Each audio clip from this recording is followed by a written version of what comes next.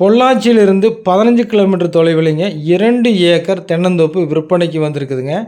இந்த பூமி எங்கே அமைஞ்சிருக்குன்னு பார்த்தீங்கன்னா, பொள்ளாச்சி டு ஆழியாருங்க. ஆழியாருக்கு முன்னாடியே இந்த பூமி அமைஞ்சிருக்குதுங்க. நல்ல பஸ் போகிற மெயின் ரோட்லேருந்து கட் ரோடு பேஸுங்க. அந்த கட் ரோடு பார்த்தீங்கன்னா தார் ரோடு பேஸில் இந்த பூமி அமைஞ்சிருக்குதுங்க.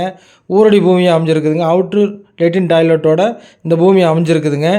அருமையான லொக்கேஷனில் இந்த பூமி இருக்குதுங்க.